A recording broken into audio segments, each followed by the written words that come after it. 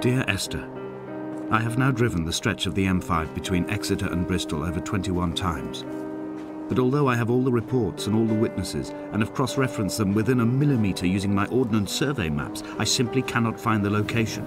You'd think there would be marks to serve as some evidence. It's somewhere between the turn-off for Sanford and the welcome brake services, but although I can always see it in my rear-view mirror, I have as yet been unable to pull ashore.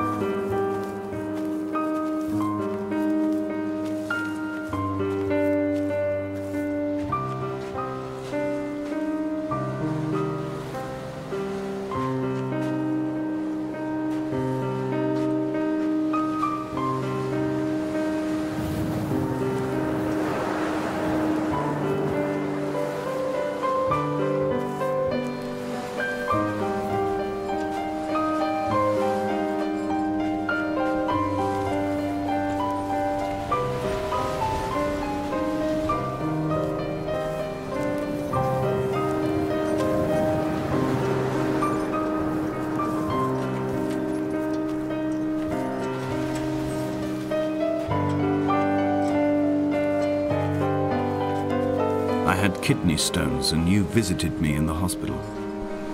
After the operation, when I was still half submerged in anesthetic, your outline and your speech both blurred. Now my stones have grown into an island and made their escape, and you have been rendered opaque by the car of a drunk.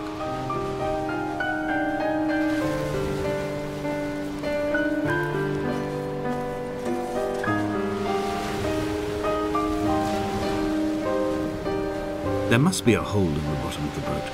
How else could new hermits have arrived?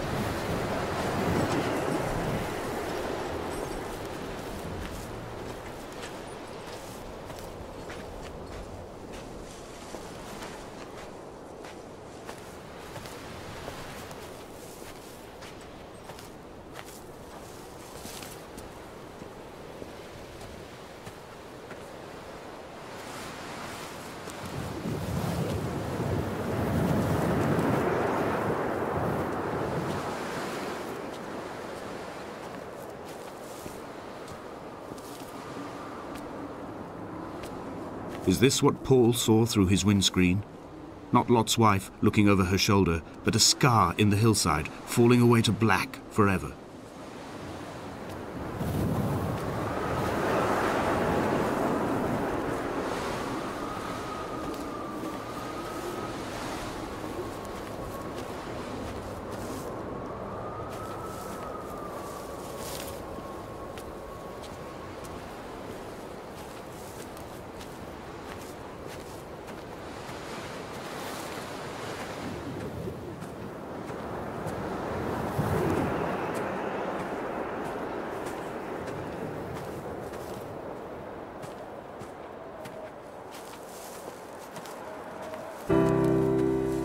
I've begun my ascent on the green slope of the western side.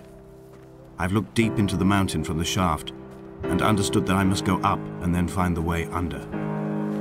I will stash the last vestiges of my civilization in the stone walls and work deeper from there. I'm drawn by the aerial and the cliff edge. There is some form of rebirth waiting for me there.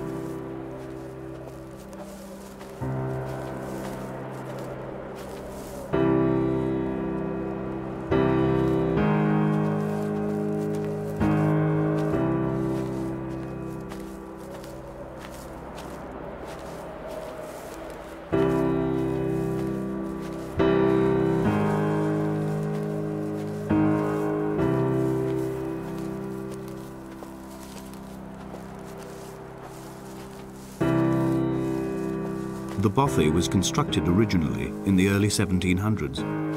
By then, shepherding had formalized into a career.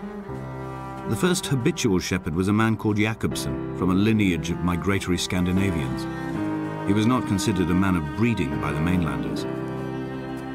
He came here every summer whilst building the bothy, hoping eventually that becoming a man of property would secure him a wife and a lineage. Donnelly records that it did not work. He caught some disease from his malcontented goats and died 2 years after completing it. There was no one to carve white lines into the cliff for him either.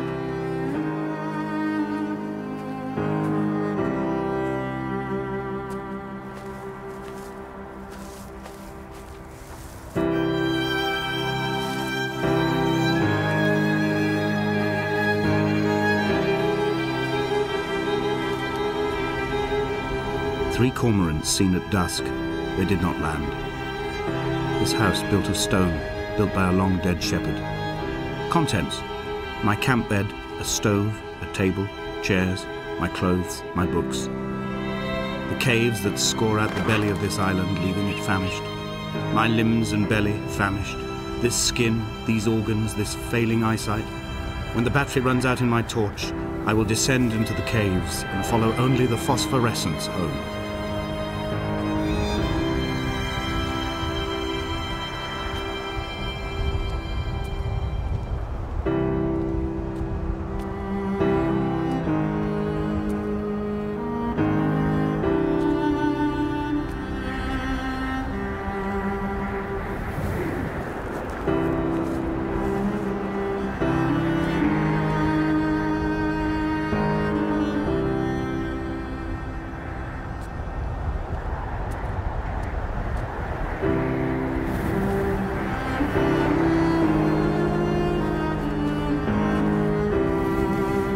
What to make of Donnelly, the laudanum and the syphilis? It is clearly not how he began, but I've been unable to discover if the former was a result of his visiting the island or the force that drove him here. For the syphilis, a drunk driver smashing his insides into a pulp as he stumbled these paths, I can only offer my empathy. We're all victims of our age. My disease is the internal combustion engine and the cheap fermentation of yeast.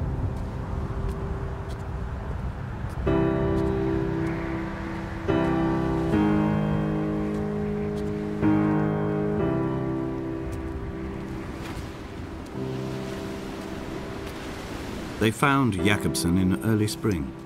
The thaw had only just come. Even though he'd been dead nearly 7 months, his body had been frozen right down to the nerves and had not even begun to decompose. He'd struggled halfway down the cliff path, perhaps looking for some lost goat, or perhaps in a delirium, and expired, curled into a claw right under the winter moon. Even the animals shunned his corpse. The mainlanders thought to bring it home unlucky. Donnelly claims they dragged it to the caves to thaw out and rot, but he is proving an unreliable witness.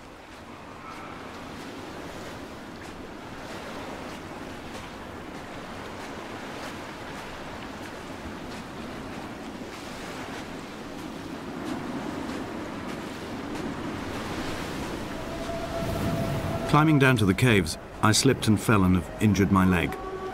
I think the femur is broken. It is clearly infected.